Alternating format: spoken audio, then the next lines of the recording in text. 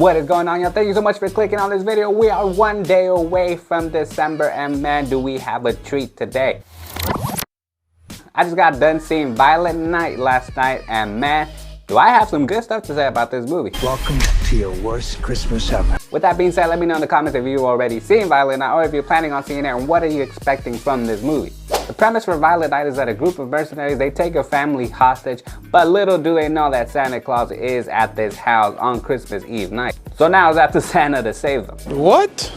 Now, I'll be honest, I went into this movie, I thought this was a horror movie at first. I didn't see the marketing, I didn't see a trailer. I honestly thought that this was one of those movies where they try to take a figure and make them more scary and just like pretty much a horror parody. But no, if you look it up, this is labeled as an action dark comedy. And I gotta say, I was surprised on how much most of the things in this movie actually work. There's a lot of good action in this movie. There's a lot of fight scenes that have a lot of creative kills using a lot of Christmas decorations, Christmas ornaments, anything related to Christmas. They use it to their advantage to create some pretty cool kills.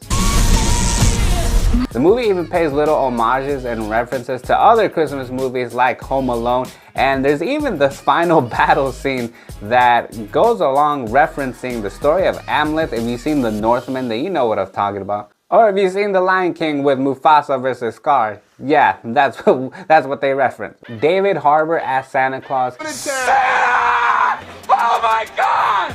He's just perfect. I've gotten to the point where David Harbour plays that persona of just an old, drunken, beaten guy who's just done with life. He's done it so good. He's pretty much Jim Hopper as Santa Claus. It's as if the real Santa Claus went to Hawkins and he was on top of Jim Hopper's roof, although I wouldn't think so. I mean, Jim Hopper, he wouldn't be on the naughty list.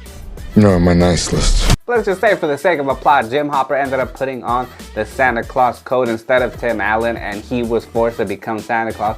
Yeah, that's David Harbour in this movie. I heard that story. Did you hear the one about the fat man with the beard who climbs down chimneys? Harbour, not Hopper. See, this is how much he made this character alive. And even if David Harbour wasn't this Santa Claus that was just done with Christmas, he looks like Santa. I see him as Santa Claus. It even reminded me a little bit of Billy Bob Thornton in the Bad Santa movies, because he's that type where he's just done with kids. He's just done with the holidays.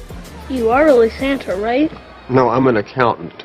John Leguizamo plays the villain, and him and his dumb henchmen, they have all these code names that they go by, which are just Christmas code names, and his is Mr. Scrooge, of course. That was the interesting thing, that him and Santa Claus are pretty much the same. They're two guys who could relate and see each other's point of view because they're just done with Christmas. Some of the stuff that I was kind of on the fence about were the motives for John Leguizamo's character, which tie into this family subplot that the movie has, which really wasn't really that interesting. I didn't really care what was going on. I enjoyed the movie more when it was David Harbour on screen. And no, it's not because of the kills or the fights or none of that. It was just everybody that interacted with Santa Claus was more interesting than whatever the subplot was with the family. And I think that's one of the reasons why I let it slide, because David Harbour is what carries this movie. So whenever it's him interacting with the rest, that's when it was more interesting for me. I had mixed reactions with the actress that plays the little girl, who's the daughter of the guy who ends up going to visit his mom for Christmas, which is what this whole family plot deals with. My only problem is that I feel like she looks too old to believe in Santa Claus. I mean, kids who believe in Santa, they're usually what, like 4 or 5, maybe even younger than that. But once you get to older than 6 or 7, I think they start to realize, okay, this dude's not real. How dare you!